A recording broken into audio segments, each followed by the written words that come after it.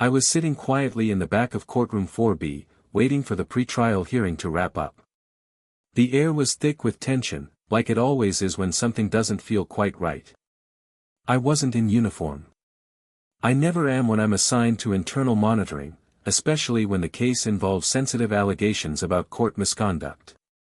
That morning, I blended in like any other citizen. My name Special Agent Tessa Monroe, FBI Internal Affairs Division.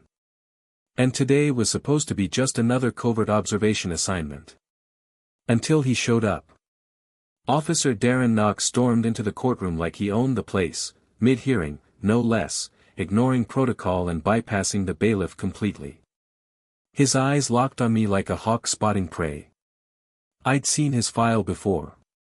More complaints than commendations. Known for acting first, asking questions later.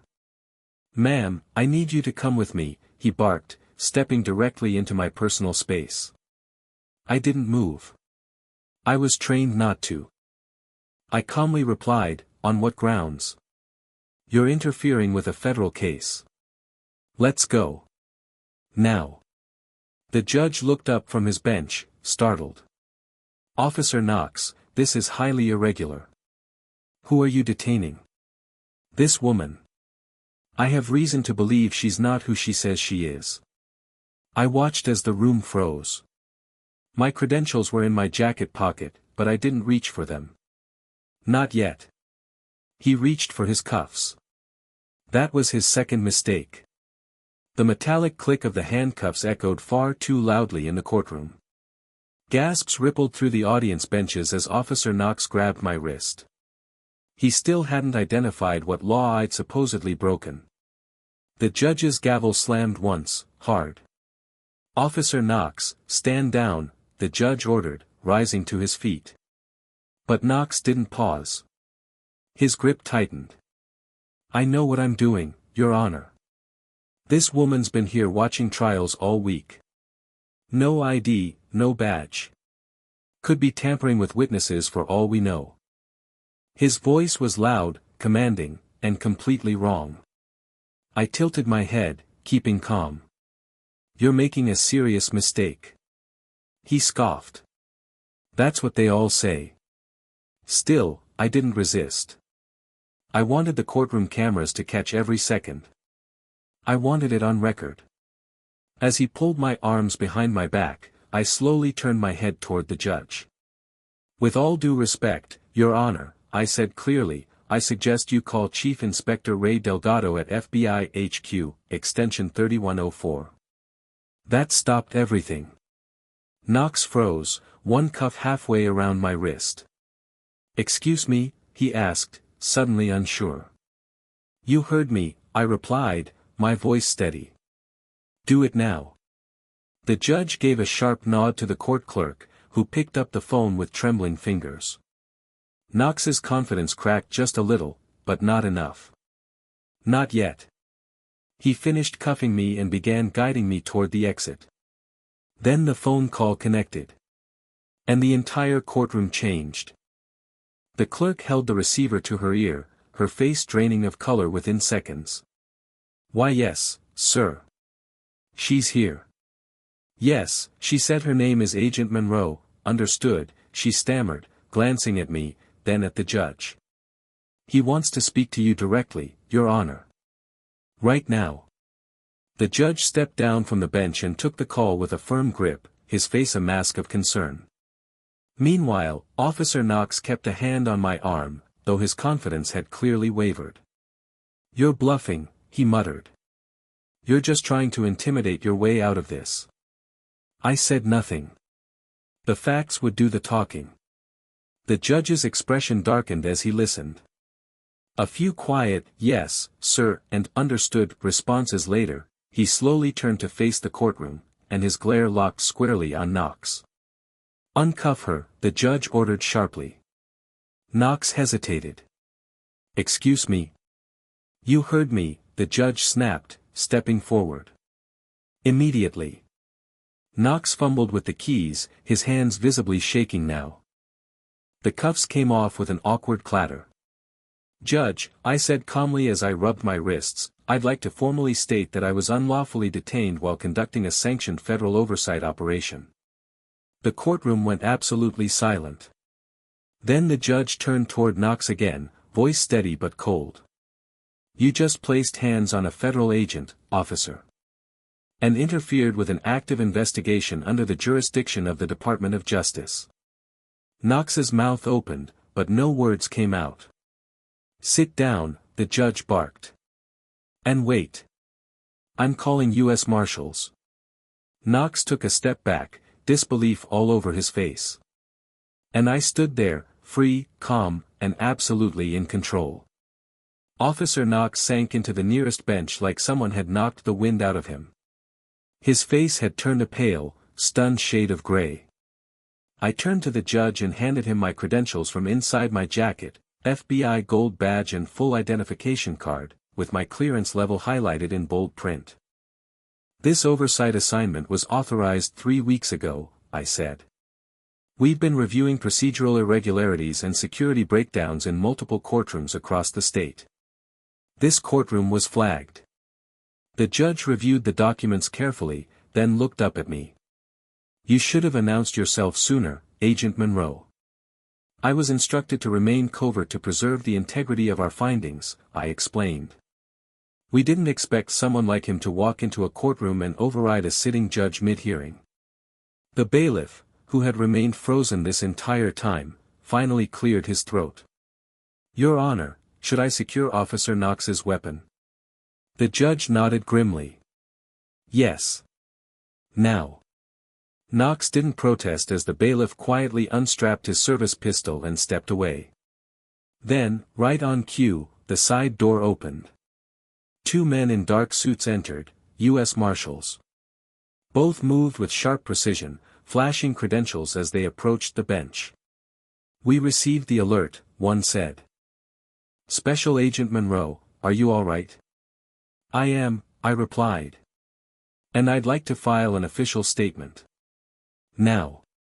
The marshal turned to the judge. "We'll be taking Officer Knox into custody pending further review. Obstruction of a federal operation. Potential misconduct." Knox shot up. "Wait, what? I thought she was a threat." "No," I said coolly, turning to face him fully. "I was the one watching for threats. And unfortunately for you, I found one." The marshals moved in. Officer Knox instinctively stepped back, hands raised in protest. "You don't understand. I was doing my job."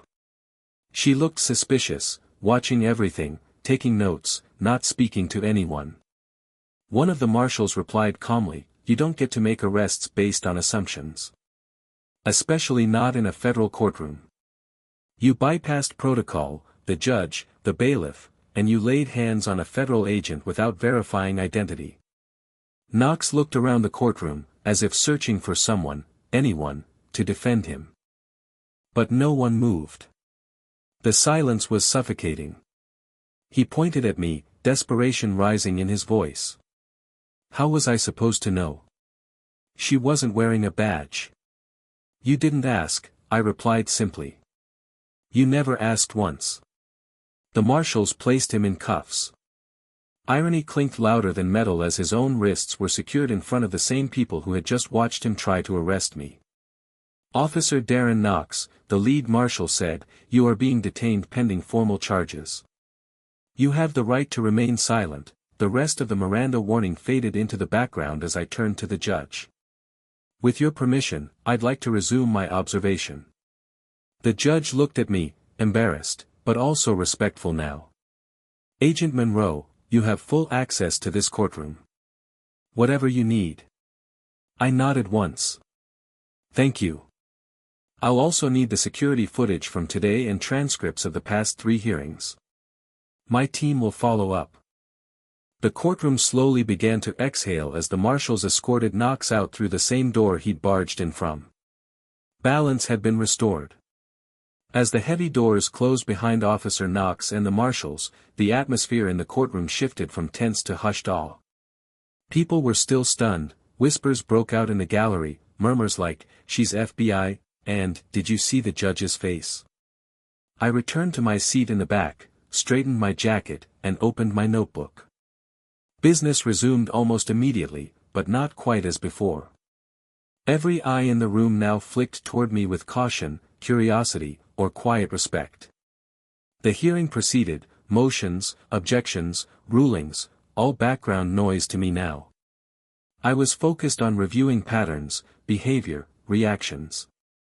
That was my mission. 30 minutes in, my phone buzzed with a secure message from my bureau team. The background check on Knox had turned up something deeper than expected. Several flagged incidents. Suppressed complaints. Internal affairs records that had mysteriously been sealed. I typed back, "Escalate to section chief." Priority status. Possible internal cover-up. Then I turned my eyes to the front of the courtroom, to the judge. To the clerk. To the bailiff. This wasn't over. Knox had just been the tip of something larger. And now that my cover was blown, I had no reason to stay quiet anymore. When the court adjourned for a short recess, I didn't leave with the others. Instead, I made my way quietly to the judge's chambers. A young assistant tried to stop me, until I showed my badge. She stepped aside instantly. Judge Halvorsen was removing his robe when I entered. He looked up, startled. "Agent Monroe. I assume this isn't just a courtesy visit." "No, sir," I said evenly. I shut the door behind me. "I need to ask you some direct questions. Off the record, for now." He exhaled slowly, motioning toward the chair across from his desk. "Go ahead. Were you aware of Officer Knox's disciplinary record?" His brows pinched together. "No. I assumed he was just here as backup, assigned by local precinct rotations. I never authorized him to act inside my courtroom. Not once." I watched him carefully. He seemed sincere, but I'd learned not to take anything at face value. He had multiple internal complaints buried in the system. Some dating back 5 years. Use of force issues. Witness interference. Allegations of retaliation against female attorneys. The judge went pale. "Are you saying someone protected him?" "I'm saying someone erased red flags. And now that I've been outed in open court, whoever's behind it knows I'm here." He nodded grimly. "What do you need from me?" "I need complete access to your case assignments, past 12 months. Any connections Knox may have had to bailiffs, clerks, even defendants." He nodded again, slower this time. "I'll authorize it." "Good," I said, standing. "And Judge, if you're clean, then you have nothing to worry about. But if you're not, I understand," he interrupted, his voice quieter. "Believe me, I do." I left the chambers knowing the next phase of this operation had just begun.